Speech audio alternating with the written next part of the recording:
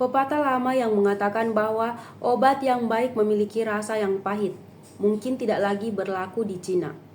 Silinji, seorang mahasiswa berusia 20 tahun, mencari bantuan untuk mengatasi kelelahan di sebuah rumah sakit pengobatan tradisional Cina di kota Chongqing, Cina Barat Daya. Namun, ia sangat terkejut ketika diberi secangkir teh susu manis. Teh susu TCM menunjukkan bagaimana pengobatan tradisional menjadi menarik bagi generasi yang lebih muda dengan cara yang mudah dipahami dan diterima. Saat ini, seseorang bahkan tidak perlu mengunjungi rumah sakit untuk mencoba TCM di Cina. Teh susu inovatif ini dibuat oleh Departemen Nutrisi Rumah Sakit TCM Jiangbei Chongqing.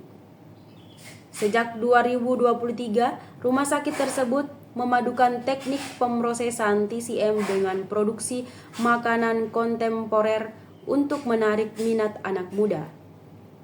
Teh susu merupakan minuman favorit di kalangan anak muda Cina. Kami berharap minuman ini dapat menjadi jembatan bagi mereka untuk memperoleh lebih banyak pengetahuan tentang TCM dan secara bertahap menerima TCM, kata Liao Chengqing, Direktur Departemen Nutrisi Rumah Sakit tersebut. Dia mengatakan bahwa hampir setiap orang yang telah mencoba teh susu ini membagikan pengalaman istimewa itu kepada keluarga dan teman-teman mereka. Rumah sakit itu menggunakan berbagai teknologi modern untuk memaksimalkan khasiat TCM sekaligus meningkatkan rasanya.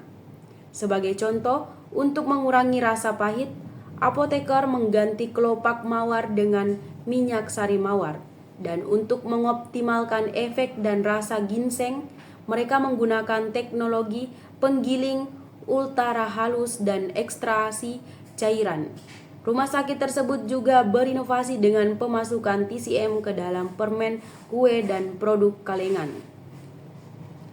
Di balik teh susu TCM terdapat berbagai eksperimen dan pengoptimalan. Teh susu TCM merupakan perpaduan antara TCM, pengobatan modern, nutrisi, dan sebagainya. Tujuan kami adalah membantu orang-orang mencegah dan menangani penyakit sembari menikmati makanan dan minuman yang lezat, papar Liao. Di zona pengembangan ekonomi Wansheng di Chongqing, pasar malam TCM diadakan setiap akhir pekan. Beberapa praktis TCM menawarkan pemeriksaan denyut nadi di kios-kios pinggir jalan. Di kios-kios yang beragam ini kita bisa mendapatkan diagnosis TCM dan sesi akupuntur gratis, serta membeli TCM dalam kemasan saset dalam bentuk minuman, kata Yang Jiang, seorang penduduk lokal berusia 24 tahun. Saya tidak pernah menyadari TCM dapat begitu dekat dengan kehidupan sehari-hari. Profesor Wang Hiu dari Rumah Sakit Afiliasi Kedua Universitas Kedokteran Chongqing yang mengunjungi pasar malam tersebut senang melihat banyak pengunjung muda mencari bantuan kesehatan profesional tentang kondisi fisik.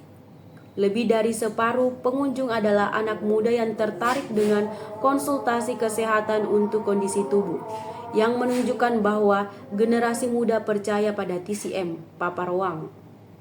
Dia juga mengusulkan adanya upaya yang lebih besar untuk mengintegrasikan TCM dengan bidang-bidang lain yang diminati kaum muda. TCM ini kini menjadi tren baru di kalangan anak muda, katanya. Guru Besar Departemen Ilmu Kesehatan Anak Profesor Dr. Pustika Amalia Wahidiyat mengingatkan bahwa anak-anak harus menghindari makanan cepat saji dan makanan yang diproses secara tinggi karena dapat menyebabkan kanker. Fast food yang diproses cenderung memiliki kandungan karsinogenik dan WHO telah mengingatkan bahwa makanan yang diproses dapat menyebabkan kanker, kata Pustika dalam diskusi daring di Jakarta pada hari Selasa. Dokter spesialis anak yang juga merupakan spesialis hematologi dan onkologi ini menyarankan agar makanan instan tidak dikonsumsi secara berlebihan karena dapat berdampak buruk pada kesehatan secara keseluruhan. Makanan instan seringkali mengandung kalori yang tinggi, lemak tidak sehat, dan gula yang berlebihan. Hal ini dapat menyebabkan berbagai masalah metabolik seperti obesitas pada anak-anak. Pustika juga menekankan bahwa makanan instan biasanya memiliki sedikit nutrisi esensial seperti serat, vitamin, dan mineral yang penting untuk menjaga kesehatan tubuh dan melawan resiko kanker. Kita membutuhkan serat dan mineral sebagai antioksidan untuk melawan kanker dan menjaga keseimbangan sistem imun, kata dokter yang berpraktek di Rumah Sakit Pondok Indah tersebut. Meskipun kanker umumnya diwariskan melalui faktor genetik, gaya hidup yang tidak sehat seperti konsumsi makanan instan, paparan sinar X, dan zat kimia lainnya juga dapat memicu kanker secara tidak langsung. Pustika juga mengingatkan bahwa virus juga dapat menjadi penyebab kanker yang perlu diwaspadai. Kesehatan yang buruk dapat menyebabkan kanker secara tidak langsung, dan virus juga dapat mengubah gen yang menyebabkan kanker, tambahnya. Untuk mencegah resiko kanker, Pustika menyarankan agar anak-anak diperkenalkan pada gaya hidup sehat sejak dini, termasuk menghindari konsumsi makanan cepat saji dan instan yang tidak baik untuk kesehatan. Selain itu, penting juga untuk memperhatikan asupan nutrisi yang seimbang dan menjalani gaya hidup aktif minimal 60 menit setiap hari. Rebusan daun sirsak telah dikenal memiliki banyak manfaat kesehatan yang dapat digunakan untuk mengobati berbagai penyakit seperti kanker, diabetes, asam urat, hipertensi, infeksi, peradangan, insomnia, dan penyakit kulit. Daun sirsak telah digunakan sejak lama dalam pengobatan tradisional sebagai budaya karena kandungan senyawa bioaktifnya yang bermanfaat untuk kesehatan seperti acetogenins, alkaloid, flavonoid, tenin, dan saponin. Senyawa acetogenins yang terkenal memiliki aktivitas anti kanker dan antimikroba yang kuat. Namun, sebelum memulai pengobatan herbal ini, penting untuk berkonsultasi dengan dokter terlebih dahulu, terutama jika sedang mengonsumsi obat-obatan atau memiliki kondisi kesehatan yang serius. Rebusan daun sirsak dapat menjadi tambahan yang bermanfaat dalam menjaga kesehatan dan mencegah penyakit jika digunakan dengan benar. Berikut adalah beberapa penyakit yang dapat diobati dengan daun sirsak dilansir oleh Headline pada Jumat. Kanker. Daun sirsak terkenal dengan kemampuannya dalam melawan sel-sel kanker.